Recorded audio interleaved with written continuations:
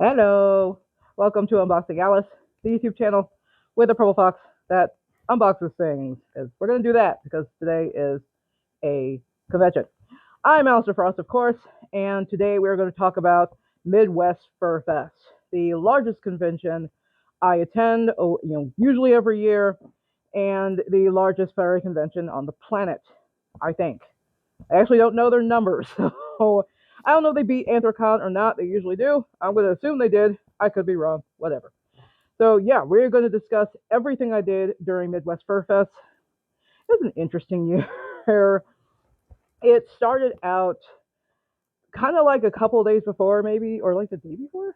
I don't remember, but it started with me switching our hotels. I did this last year, if you remember. I believe we were usually in the all loft because that's what we can get, but the I think it was the DoubleTree actually had rooms the day before. So I'll just that's kind of what I do. I check the week before a convention. Well, mainly MFF because with other conventions I go to, usually there's not an issue. They usually have rooms. But excuse me as I adjust. This thing hurts my head. But I checked a couple of days before, and I happened to find rooms in the DoubleTree that were cheaper than what we had. So I went ahead and grabbed that, and that was really cool because the DoubleTree it's not connected to the walkway, but it's pretty close to it. It's not hard to get there. I think the only hotel that's actually connected to the Sky Bridge is the Hilton, aside from the Hyatt, obviously.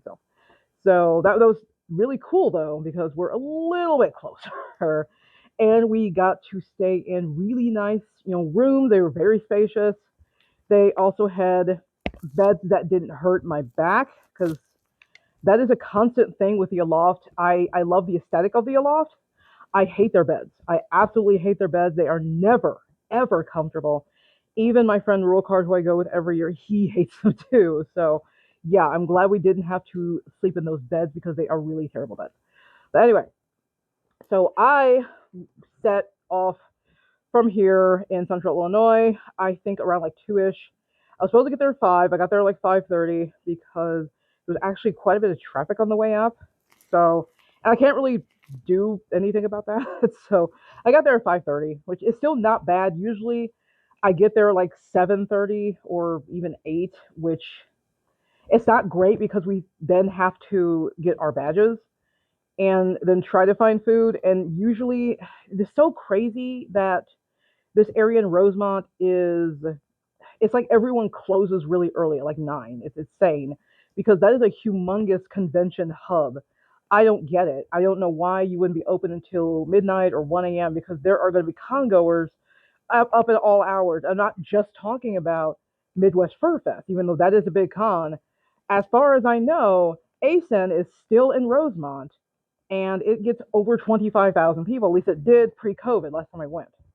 And if you hear a squeaking noise, it is this jaw, and I don't know what's going on. So I'm going to try and ignore it. Anyway, hopefully you can't hear it in the picture or in the video. But so we got there and checked in. And check-in took you checked in at 6. So we got in the line for our badges around 6.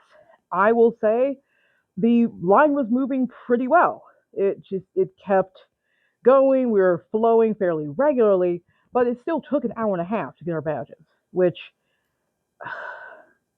it's a long time, but I'm not going to complain too badly because I'm sure many of you have heard or you attended Anthrocon this year. Well, I guess technically last year because I'm filming this in 2025.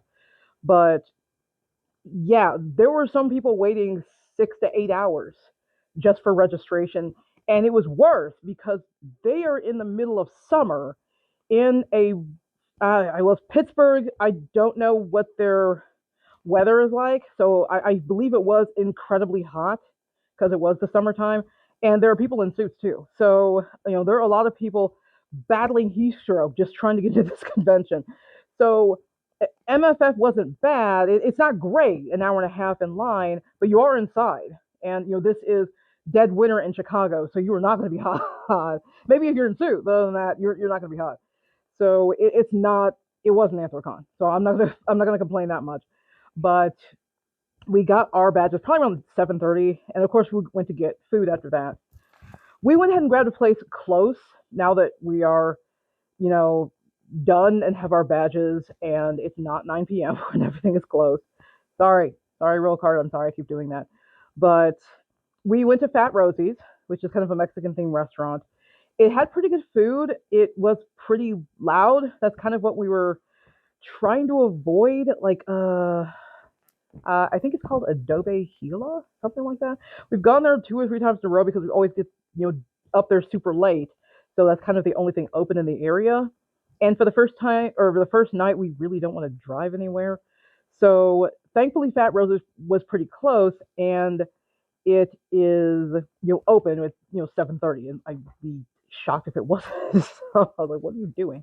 Unless it's like a lunch place like downtown or something. What are you doing? You should be open. So we went to Fat Rosie's. It is kind of loud because there are a lot of like parties and things going on, and they're always ordering like flights of things on like oh my god, what were they? They were some kind of like boat. I'm pretty sure I have pictures of them, so I'll try and put them up here somewhere. But they're like these boats of like flights of alcohol, like shots or whatever, which look cool, great. But it was like every 5 seconds, some party was celebrating something or someone was having a birthday, and it's one of those places where the workers have to come out and sing happy birthday to you. And it was seriously like every 5 minutes. It was a lot, but the food was good. We did have an appetizer. I think it was like a sampler, so I'll show you my plate and it's got random stuff on it. I do not remember what half of it was. It did taste good, so cool. And after that, I believe I had, what did I have? Like tacos or a burrito or something. I don't know. Whatever it is, I have a picture of it. It's up here now. So look at it. Look at whatever it is.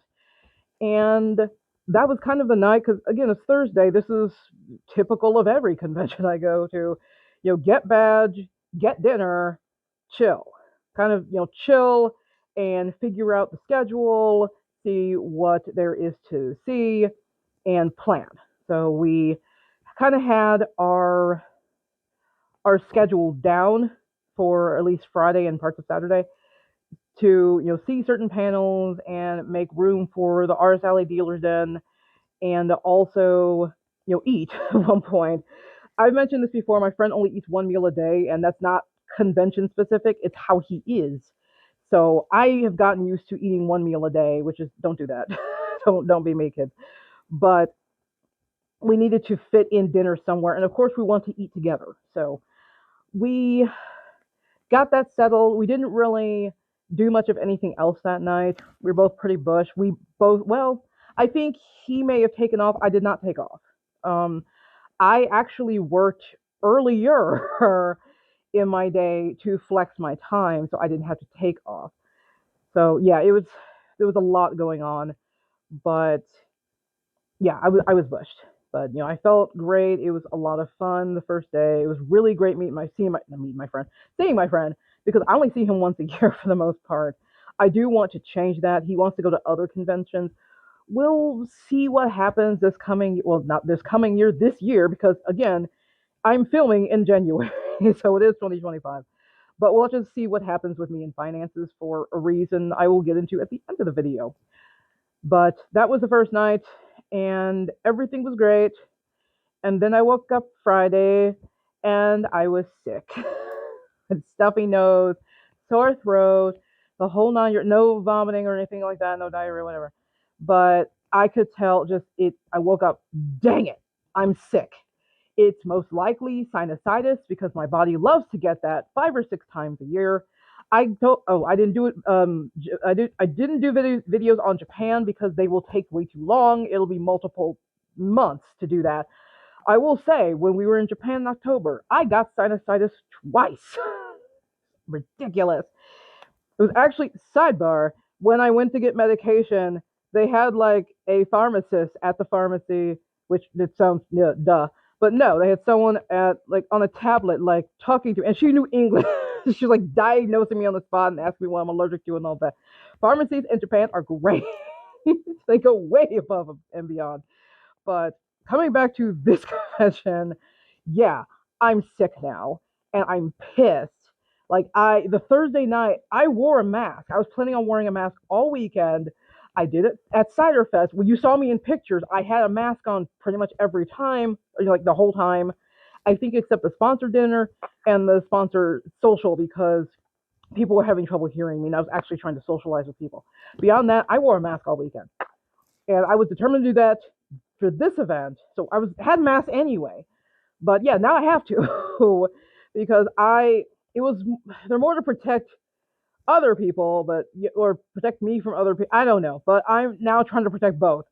I am trying to make sure I don't catch anything, but I also don't want to give anyone else my sinusitis, which it can be caused by different things. So it could be viral, in which I can't do anything about it, or it could be bacterial, which antibiotics. So I mean I don't really have the time to go find an urgent care up there.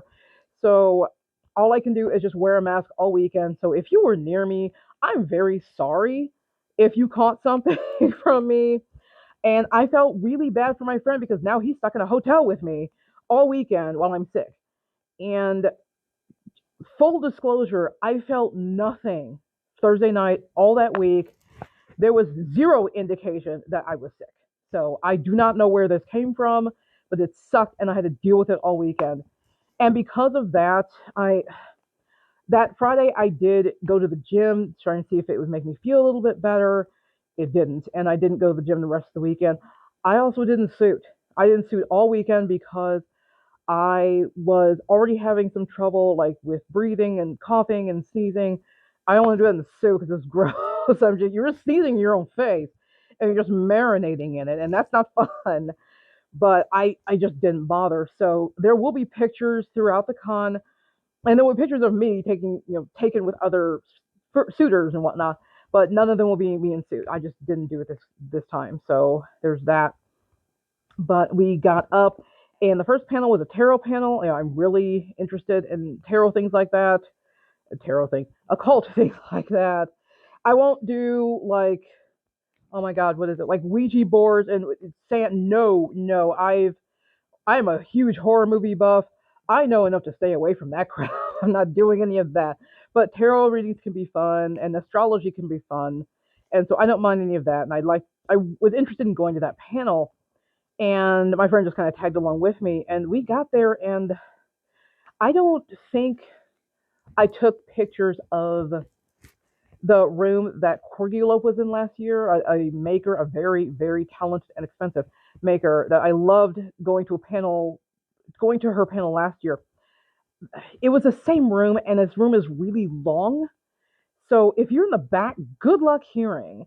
And the panelists did not make this better because it's like they refused to use a microphone. It's like they were deathly allergic to microphones and did not want to touch it. So if you're front half, you can hear, but once you get towards where we were, no, you're not hearing anything. And I think I gave it, I don't know, 10 minutes tops. I gave up and I was I can't hear anything. So let's just go. So I'm sure the panelist was great and informative and entertaining, but we can't hear it. So there's no point in staying. So we decided, well, we've got some time before our next panels. I had a fitness panel, I think around 2:30-ish, and he had another panel at the same time. So we decided to do the Artist Alley. And before I go into the Artist Alley, I do want to mention something new with the Dealer's Den this year that I absolutely did not like. So with Midwest Furfest, we already have room lotteries, which I really hate. I really wish they would just open it up to everybody and just let people book their own rooms and just limit it so an individual only gets, you can only book one room, maybe two at the most, under that name. After that, if your other friends want rooms, they need to book their own rooms. That way we wouldn't have 10 people, or I'm sorry, one person booking 10 rooms that they're never going to use, but since they're holding those rooms, no one else can book them. So I really wish Midwest Furfest would go that route. ACEN does that, or at least they did when I went. It's a big honking convention. It is bigger than MFF, but they still let people book their own rooms.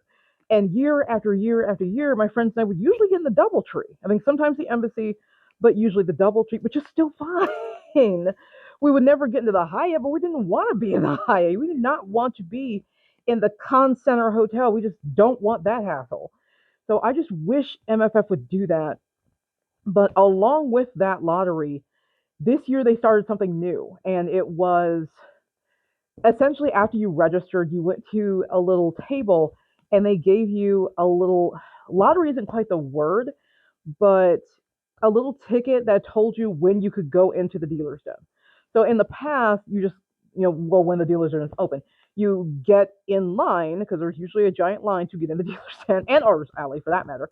But then you just waltz in and you look at stuff and it's magical. And this time around, they restricted it. So they only had so many people going in at once. So you had to go at your time, which I think ours was like 2:45. And that really just sucked.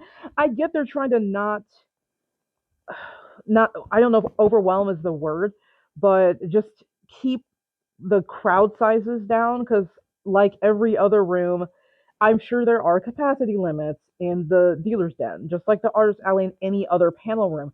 There are capacity limits, and that is for safety's sake. That is a hotel or convention, depending on where it is, thing. That is not a furry thing or a convention thing. That's a fire department thing. If something bad happens, you cannot have the place packed like sardines because you can't get out, and then everybody dies. So we had our ticket for 2:45, and we grabbed it just in case, but we didn't use it because it's just I think the dealers then closed at like 6 or 7, so we could have had time to be in there, but we just didn't bother with it. Instead, since the tarot reading was kind of a bust because I couldn't hear anything, we just went to the artist alley, which also had a very long line, and it was a different place this year. I think it was closer to registration, unlike I think on the second floor somewhere. So it was fairly large, though the issue is a lot of artists do not show up the first day, or they show up really late. So there were whole swaths of this artist alley where there's no artists. There's just tables there. But we still tried to look. It was chaos because there's a lot of people in there. It's packed. I'm 5'2.5" too. So if there's a bunch of tall people in front of me, I can't see jack squat. My friend is over 6 feet tall, so he can kind of see for me, but not a fun experience. But we went through it anyway, and I didn't really see too much that caught my eye. There were a couple things. I figured I'd just come back, and after that, we went to our panels around 2:30ish. I had a fitness panel, and he had a different panel. I think his was a concert that I think he enjoyed for the most part. Though he said some of it, nah.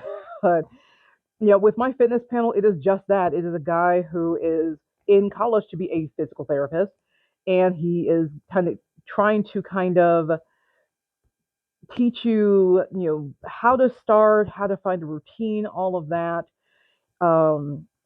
It was very informative, and weirdly enough, there were like 3 fitness panels over the weekend. I only got to go to one, but there were definitely at least 3, and they were not by this guy. Like oh my god, I have my panel, but I was looking at the schedule, like, oh my god, there's like 2 other fitness panels. That's awesome. So just a way to get furries into fitness if they're interested in that. I have personally been going to the gym for years, like probably for a decade at least. But so I'm not new to it, but you can always learn and get different tips and tricks. I noticed in Japan when I was going up like mountains and stuff, not big scary mountains. Like there was one we were going to climb, we didn't get a chance to. I did some smaller things, and I mean, well, okay, the herb garden and Kobe was not small at all, but climbing that I almost died. It was just incredibly steep, and I get winded so quickly despite working out most days of the week. Most my friends that go with me, most of them don't exercise at all. But I'm the one that's winded. So it's something I brought up, and it's something I might have to look into with my doctor to see if my SpO2 levels, I think that's what they called it, are normal. But it was very informative, and I enjoyed it. So after that, we decided to get an early dinner. It was like 4:30, but I think he had some later panels that he was thinking about going to, and we just wanted to make sure. And I had one at I think it was 6 or 6:30. So we went to, oh my god, what was it called? Restaurant Manehara. I think that's what it is. I probably said that wrong, but it is Bulgarian. And my friend was looking for new places because the past 2 years, like two of the places we've gone are the places we've been before. We do that because they are good places. But he wanted to expand. And I do not care where we eat. I really don't. As long as they have food, I will try it. And this place is Bulgarian. I was like, let's try that because I have never had Bulgarian in my life. So let's definitely try something new. And our waiter slash cook, I'm not sure, he was probably multiple things, but he was super like friendly and really informative. He was telling us about the different dishes. And he was like giving us like what his recommendations. We did have an appetizer of like I don't know necessarily want to say cheese sticks because they aren't stick-like, but like little cheese balls, like little fried cheese balls. I needed none of this, by the way. I don't usually do appetizers because I'm on Weight Watchers and like checkpoints. I'm also on Zepbound, which is one of the weight loss drugs. And when it's working the way it should, it curbs my appetite and basically says, "You're done eating now. You're going to stop eating, or I'm going to make life hell for you." So thankfully, Zepbound was working during this weekend because there's so much food I could not eat because my body's like, no, you're done.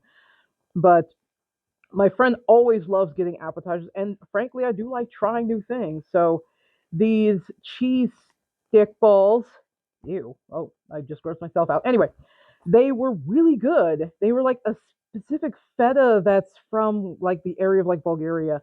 So not a standard feta that we're used to. And it was really, really awesome. It had an interesting texture. It came with like a berry sauce, which was just insane. It was really, really good.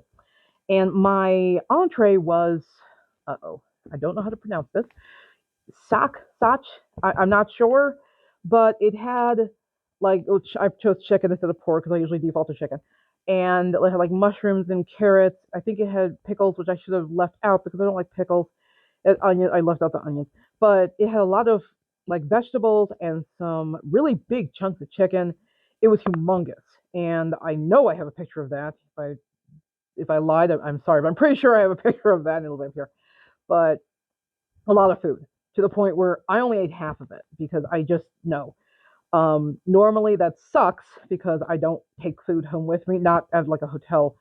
But I went ahead and tried it. I went ahead and took it with me. The hotel actually did have a microwave, but unfortunately it's communal, which is gross. But I did still use it. I had the food for breakfast the next day since my friend doesn't eat breakfast, so at least I got some breakfast. But after that, we ran a little late. Think I think my friend did get dessert here. I'm not sure why I'm holding up my middle finger, but he got dessert. I didn't touch it. I think I took a picture of it, but I didn't eat any. So we ran a little bit late, but that was perfectly fine. I think the final panel for me was it was something on the lines of like 3D printing and like different 3D something. I don't remember. I can't remember what it was called. But we got there kind of late, but it was fine. It started at 6. We got there like 6:25. The problem is the guy kind of blew through his presentation, so he was done by 6:30. And we're like, crap.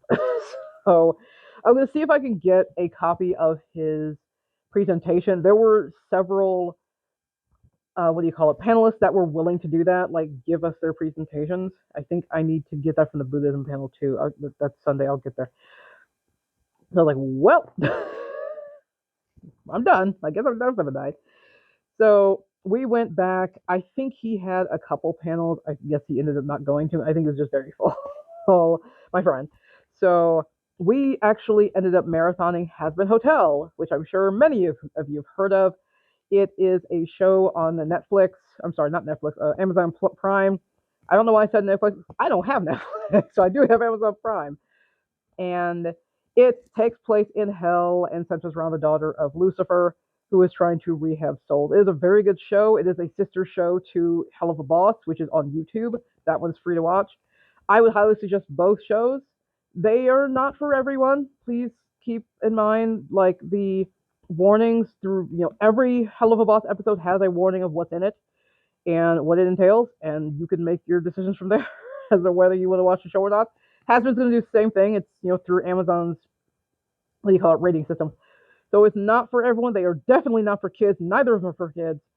And if you are very religious, you are not going to like either show since they take place in hell, like hell. And they have interesting spins on characters in hell, particularly some biblical ones. So yeah, there's that. But I mentioned both shows. He had never seen them. He went ahead and chose Has Been because it's on a platform he doesn't have access to. So we watched the whole thing. We marathon Has Been Hotel. It's only 8 episodes. I believe there is a season 2 coming out sometime this year. I just do not know when. So there's just 8 episodes that he had to watch, plus a pilot, because the pilot is actually important and leads into the first episode. With Hello Boss, the pilot is optional. You don't really need to watch it, but I showed it to him anyway. But no, Has Been was this night, and then we just went to sleep because we ended at like 1 a.m. So the next day started with a fursuit wash panel, and again, I'm still sick. I didn't go to the gym, but I'll start with the fursuit washing panel. I've washed my fursuit. I've had this thing. Well, I've had Alyss 2.53, whatever this head is. I've had this for I think a year now. I'm honestly surprised it's lasted that long, considering Blue Wolf's track record. But I've had other versions of Alyss too, and I've had to wash all of them. So I'm not a stranger to fursuit washing, but I did get some really interesting tips and tricks, like different brushes, like the boar's head brushes are good for different types of fur. We all know the standard pet slicker brush that I used to brush Alyss before I got on here. She insisted brushing backwards. I heard both ways. I think, like Bakari Rue in particular said, it doesn't really matter. If you brush it the regular way, like you would brush your pet, it will tear out more fur. So just keep that in mind. It may get things a little straighter, but you will rip out more fur. And unlike your pet, your fur doesn't come back. So keep that in mind. She also mentioned like metal combs, which I had never heard. Okay, I know what a metal comb is, but in terms of fursuits, I didn't know that was a thing. So I learned a lot, and she did a live demonstration. I cannot remember if I took any pictures of that. I'm going to be so mad at myself if I didn't. I probably didn't. But it was a really good panel. I learned a lot, and she did some giveaways at the end. And I won a metal comb. It was that or a like slicker brush, and I already have a slicker brush, like a pet brush. Though she did mention that the pet brushes with the little knobbies on the end of the hooks, those are going to be a lot better than the ones that are just the hooks. And the one I have is actually just the hooks. When I bought it, I didn't know it made a difference, and I've had that thing for years. I have since replaced it. I bought something else. You'll see it in the next video with the merch. But I did go to that, and after that, my friend was interested in a Personas Are the More Realistic Than You Think panel, so I went with him to that. This is kind of just what we do. We find panels we like, and we'll just tag along with the other, unless we have a panel that conflicts, and then we'll split for an hour or two. The only thing I will not follow him to are 18 plus panels. I'm generally not a fan of those, and he knows that. So he'll do those if he's interested. I will just stay in the room, and that actually happened later that night, but we'll get there. So in these Persona More Realistic Than You Think panel, they were just talking about fursonas that are fairly unnatural, and like especially like colors. Okay, so me, I am a fox. I am purple and blue. I don't know where you live, but I don't care what country you're from. I am willing to bet money you've never seen an actual live fox that looks like me. Like a real fox living in like the forest or whatever.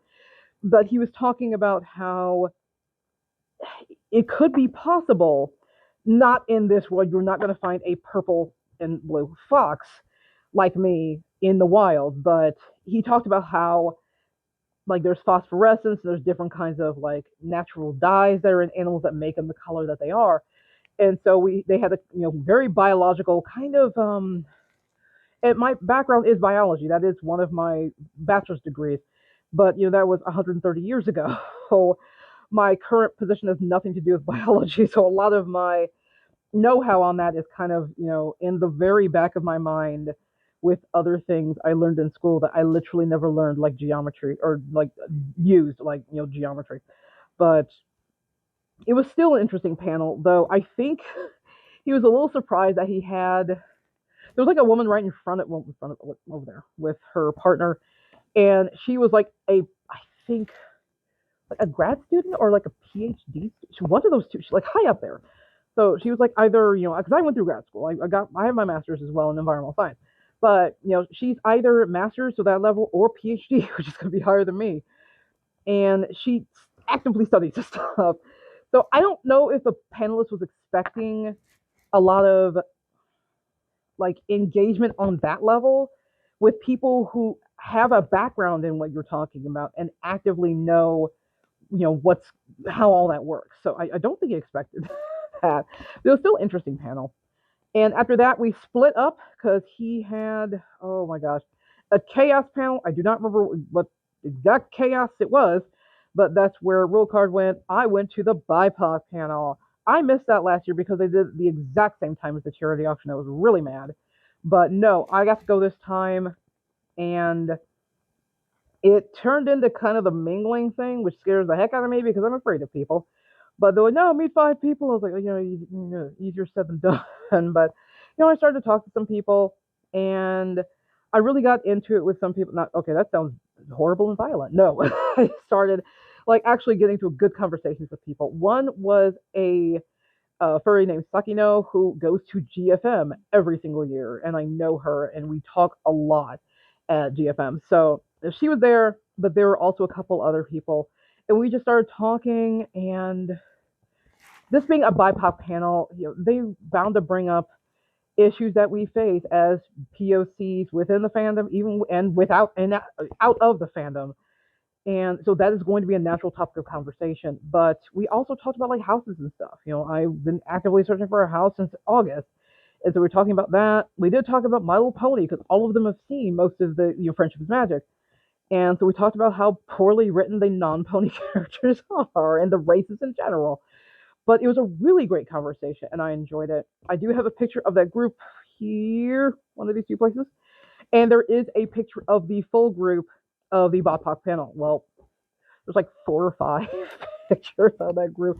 They took a picture, and then more people would come in, and they took another picture, and then more people come in, and they just did that like 3 or 4 times. But we got several pictures. I will try to dig them out of Telegram and post those in this video. After that, now it is time for the dealer's den. And this is an instance where what I see, if I like it, I need to buy it because we're probably not going to have time to come back to the dealer's den. It was kind of similar with the Artist Alley.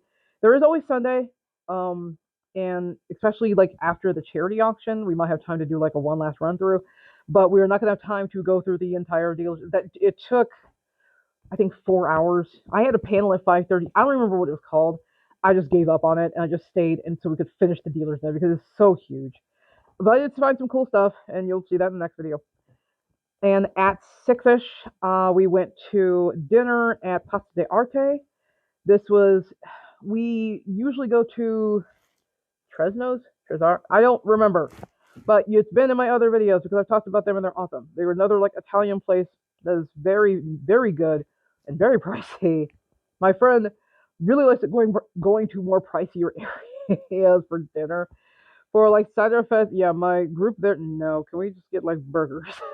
Which is fine with me. I do not care. But yeah, these places are definitely more pricey. The Pasta de Arte was fairly nice. It was pretty busy, but we didn't like no waits at any of these places. That's a Bulgarian place. We were like the only people there initially, and then like a family came in. But with Pasta de Arte, we just kind of got I think it's arancini, like the little rice balls, because we got those at the other place, and we just wanted to compare. And I think the other place had better rice balls. They just had a better flavor. They were also way bigger. So there's that. And then I got like you'll see it. I can't remember what it's called. But it was some kind of like seafood dish. It had a lot of food. It was a pasta dish. And it had like 5 maybe, varieties of seafood in it. And it was messy because they gave me mussels that were in their shells. So I had to like dig them out. And that was fun. But it was a great meal. I'm surprised I finished all of it. I probably should have taken part of it back to the hotel. But I got essentially the same dish at the other place. I think the other place had more flavor.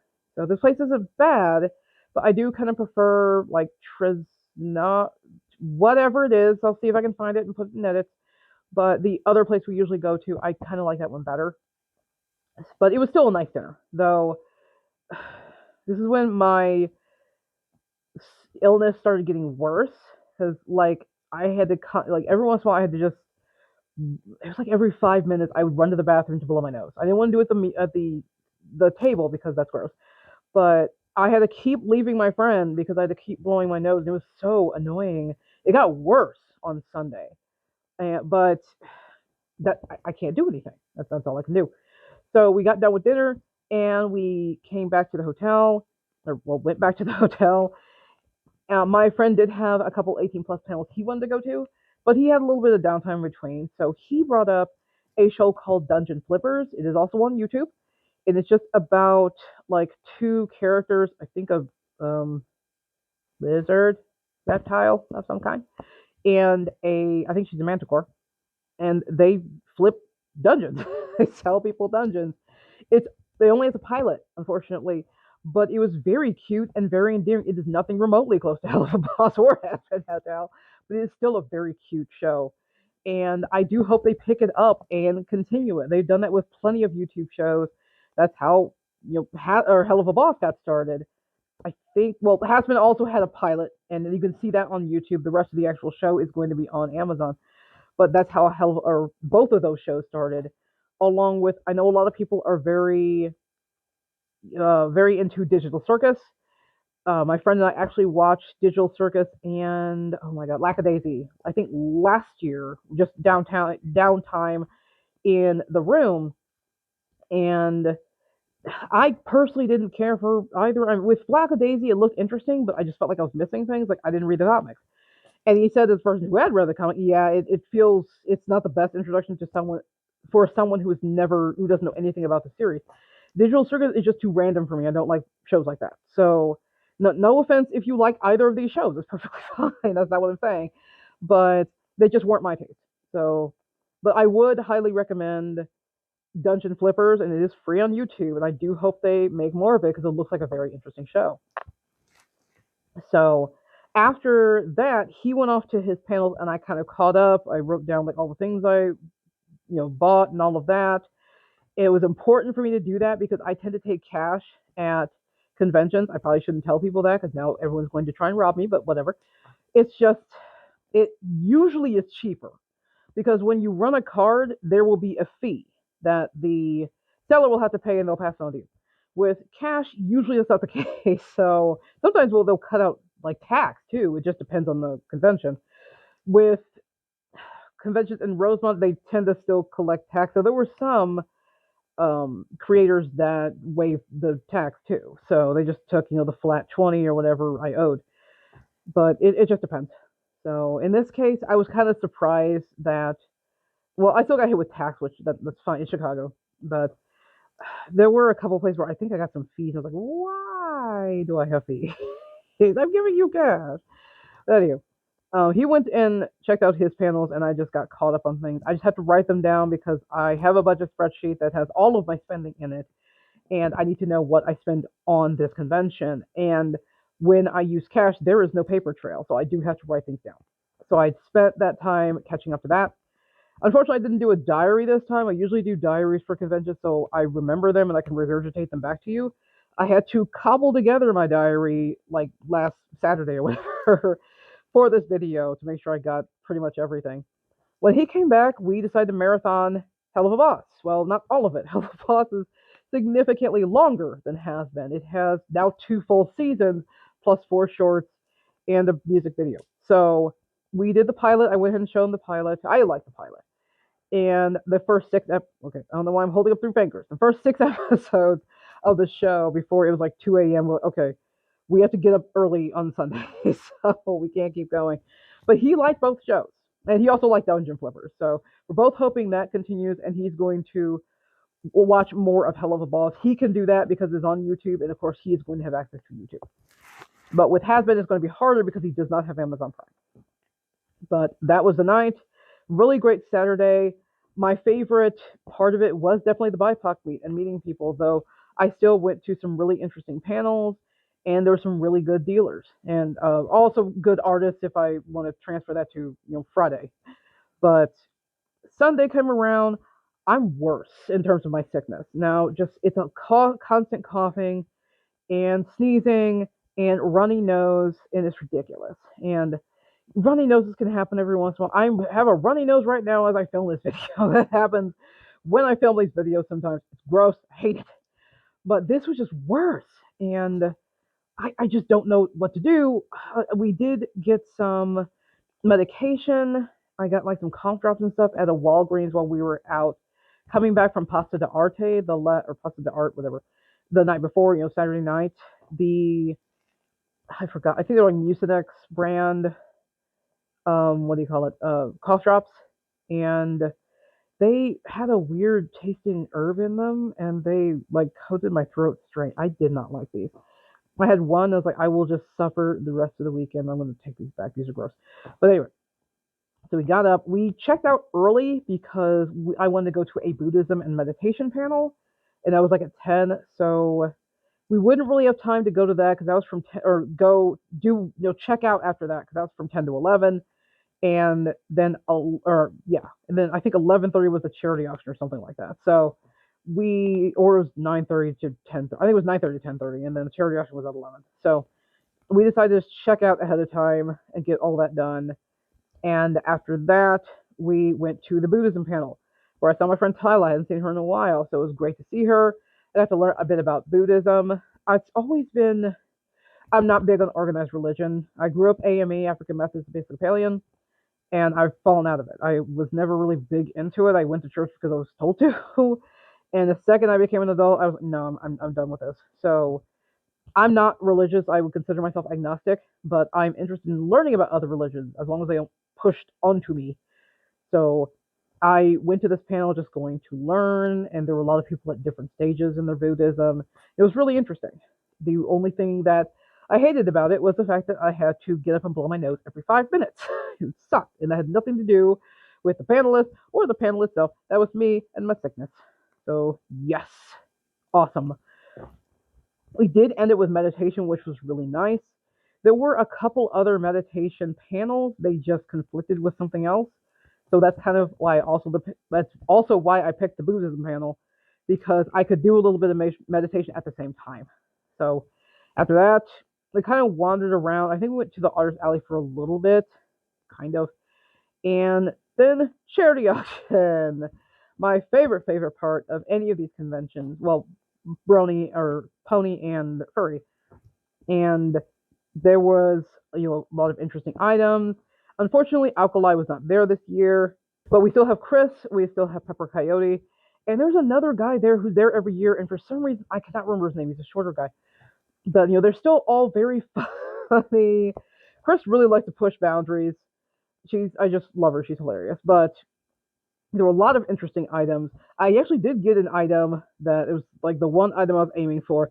Kind of like Ciderfest, I'm not as super in love with it as I was with the what do you call it, cornhole bag that I showed you actually the last video of mine.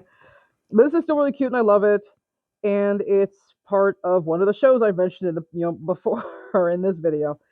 So I got that. There were a lot of other cool things. They had the big honking banners that have their themes for the previous years. Last year was Snow Days.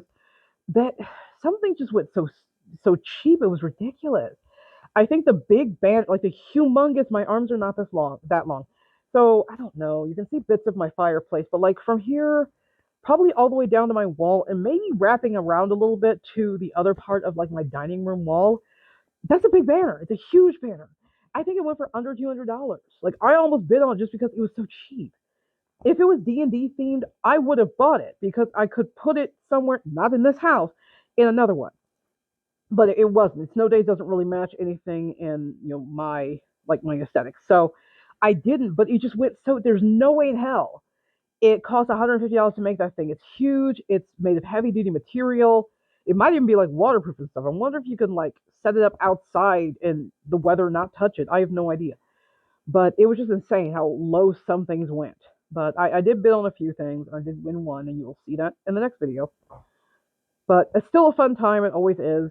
After that, we did a kind of a final sweep of the dealer's den, and a friend of mine in my local furry group wanted to say hi, so I did go chase him around, but I did find him. We said hi. And then I went to the Artist Alley. Well, we went to the Artist Alley and just did a final sweep there. Far less people this time, so I could actually see things. So there were some booths I didn't see because there were just too many people the first time. And there were there were more artists than Friday, but we're still some empty spaces. So some people might have only been there for Saturday and then bounced. But I don't know. I did find a few little keychains. So you'll see that in the next video, and they're cute. But that was pretty much it. After that, we don't usually do dinner the last day. And we just said our goodbyes and we hugged. And we'll see about doing on my St. Louis if I can swing it. That might be difficult. I'll be going out of the country this year. So we'll see how that works in terms of money. I'm also thinking like Everfree Northwest and a few other things that hopefully my friend can join me on. Some are ponies, some are furry, but we'll have to see. So, but overall, it was a really fun weekend. There are some things I just didn't like the not lottery per se, but the ticket system for the dealer's den. I did talk to some dealers like on Saturday and discuss that with a few of them, and they said it was absolute chaos. So if they're trying to avoid chaos, it sounds like they did not do that. And with this new system, I hope they don't keep that. But some of these bigger conventions are starting to change things. And I saw a video on YouTube. I cannot remember, unfortunately, who the YouTuber was, but he was talking about some things that might need to change for furry conventions, or at least bigger ones. So like Anthrocon and Midwest Furfest. So look, the tiny ones are fine for the most part, but like some are thinking about capping attendance.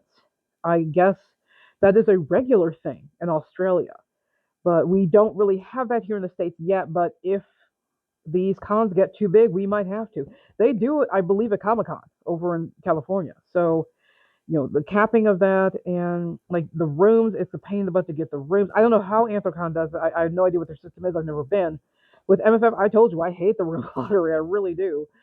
But as these conventions grow, and they're growing quickly, Gateway Fermi also has grown very quickly. I think they went from like 350 to like 730 to now this past year, almost 1,000. They were like 25 shy or whatever of 1,000 attendees. They have grown so fast, and they've doubled their size 2 years in a row. So as quickly as some of these furry conventions are growing, it's great, but logistically things have to change now because your convention may outgrow its space. It's already been announced that for Gateway Fermi, they're going to be doing their next convention in the ballpark, ballpark stadium in St. Louis. It's also going to it's a different hotel. It's also going to be at a different time of the year. So sometimes you have to change. Though for some of these bigger conventions, where do you go? You're huge already. There aren't a lot of places that can house a convention with 25,000 people or 20,000 people. That's why, Rosemont, as not super friendly as it is to cons, period, not just furry ones, just in general, it's the place to be because you can fit. You can fit a lot of people. So we'll have to see what the future holds for conventions. But this year last year, I did have a great experience with MFF. I loved seeing my friend again. I loved us hanging out and going to the panels I did. I absolutely love the BIPOC meet. I'm glad I was able to do that again. And the charity auction is always fun. So I'm tired now, and my nose is running. That was not a joke. So I'm going to get out of here and go clean my nose and edit videos because I am tired. I'm sorry. This is casual fursuit day, I guess. I don't have my sleeves. I'm cold because we've gone through a snowpocalypse here in the central Illinois. Well, most of the country, actually. And I'm also lazy. So that's why I'm dressed like this. So just pop. But yeah, you guys know the drill. If you guys like what I do, like, subscribe, hit the bell for notifications. The next video will be all about con merch. And so I will go through some of that. There was a large chunk of it, actually, that was free. So there's that. But I'll show you all of the merch that I got in the next video. And I have a big announcement. I almost announced it in the last video, but it wasn't finalized then, so I didn't want to say anything in case something catastrophic happened. But I actually bought a house. It's my very first house. It is a fairly large house. It's a 3-bed, 3-bath, and it has a basement and everything else. It's a pretty big house. So it's not this. This is a house my mother owns. She does not live with me. She just owns this house and I rent from her. But I will be moving within hopefully a month or two. So just wanted to make that announcement. I'm still trying to figure out my studio. I am planning on not shooting in the living room for my new house. I have three bedrooms on the main floor. One's a bedroom, and one will be an office. The third one will probably be like an activity room, and that's probably where my studio will go. Slash, when two of my friends come over to record our My Little Pony podcast, that's probably what we'll do there too. So yeah, that'll happen. But the next video will be shot here, so you'll see the same, yeah, all of this. Hopefully the lighting is okay. I bought like one of those lighting rings that I think it was Menards, so I'm testing that today. I'm also using like an older microphone. I am hoping the sound is better. I apologize for the last video. It's the other mic I usually use, I don't know what's going on with it. It unfortunately picks up the jaw movements in my head. That's what you were probably hearing. I was able to get some of that out, but not all of it. So I'm hoping you're not hearing like jaw stuff right now because I've tried tightening it. I'm terrified I'm going to break this jaw because I'm using tools to do it. And this is 3D printed and it can absolutely break. It is not the TPU that a lot of makers are utilizing now. It is very breakable. So not TPU, the PLU whatever that my head is made of. So, but yeah, that's my big announcement. So my space may change at one point. So if you see that in the video, do not be shocked. That means I will have been moved into my new house and I will be settled. But again, that won't be the next video. So until the next video, goodbye.